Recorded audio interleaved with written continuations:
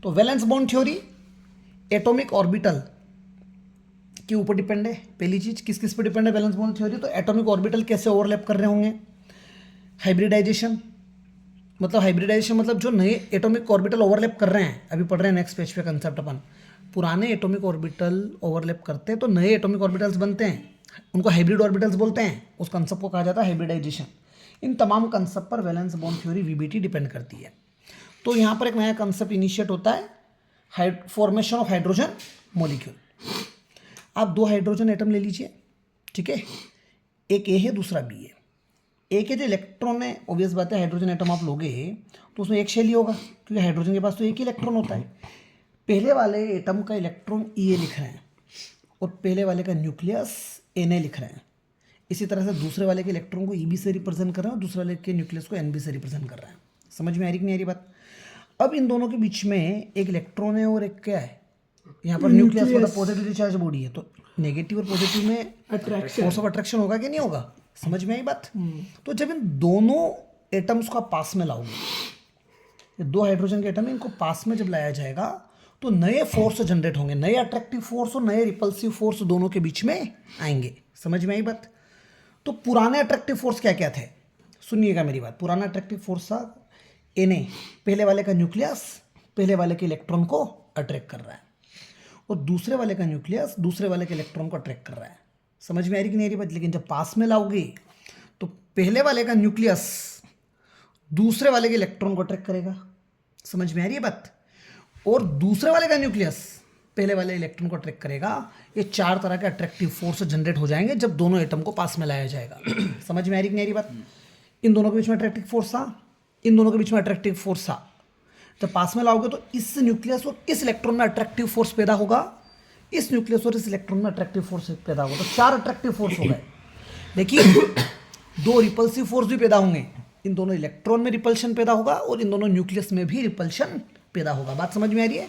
तो उन repulsion force को हम कहीं से लिख रहे हैं, E A E B N A N B, nucleus of A nucleus of B के बीच में repulsion, electron of N electron B के बीच में repulsion.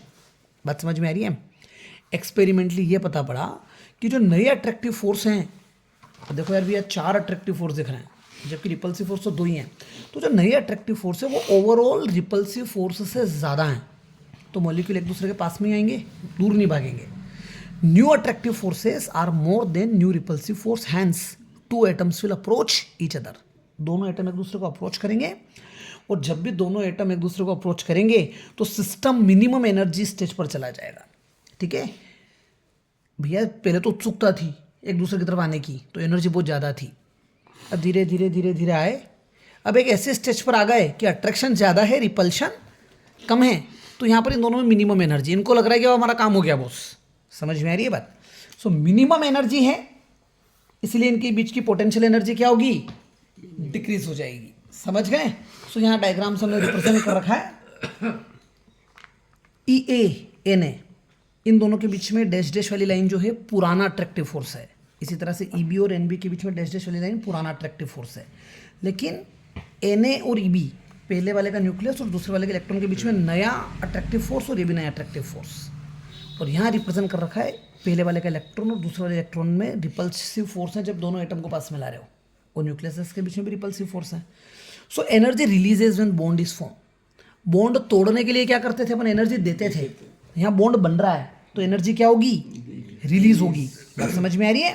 This energy release is known as bond enthalpy. तो यहाँ जो हाइड्रोजन एटम्स के बीच में बॉन्ड बन रहा है, जब एनर्जी रिलीज हो रही है तो उस एनर्जी को हम क्या बोलेंगे, बॉन्ड एंथैल्पी। तो ये डायग्राम रहेगा, दोनों एटम बहुत ज़्यादा दूर थे, थोड़े पास आए, बिल्कुल बॉन्ड बन गया उनके बीच में, तो अब देखो बॉन्ड एनर्जी क्या हो गया, बिल्कुल ही डिक्रीज हो गया। बॉन्ड एनर्जी देखना आप, ये आप क्या करते जा रहे हो, ये आप क्या करते जा रहे हो, दोनों को पास लाते जा रहे हो, दोनों एटम्स को पास लाते जा रहे हो, एनर्जी डिक्रीज होती जा रही है, और एनर्जी देखो यहाँ डिस्टेंस डिक्रीज होती जा रही है, और एनर्जी देखो बिल्कुल ही मिनिमम पॉइंट पर आ गई, इस बिल्कुल ही मिनिमम एनर्जी हो गई। बात समझ में आ रही है? सो आपकी एनर्जी क्या हो रही थी, रिलीज हो रही थी। क्या हो रही थी? और जब भी एनर्जी रिलीज होती है तो प्रोसेस कैसी होती है, एक्सोथर्मिक, तो साइन कैसा लगेगा, नेगेटिव, इसलिए वैल्यू 0 से नीचे आ रही है। नहीं समझ में आई बात मेरी? लिखा जरूर आपने 435.8 किलो जूल पर मोल है, एक मोल हाइड्रोजन गैस बनने के लिए कितनी एनर्जी रिलीज होगी? 438.8 किलो जूल पर मोल। देखिए यहाँ एनर्जी 0 किलो जूल पर मोल है, मतलब एनर्जी नेगेटिव चल रही है। बात समझ में आ रही है? इससे समझ में आ रहा है कि जब बॉन्ड बनता है तो एनर्जी रिलीज होता है। कहानी क्लियर है?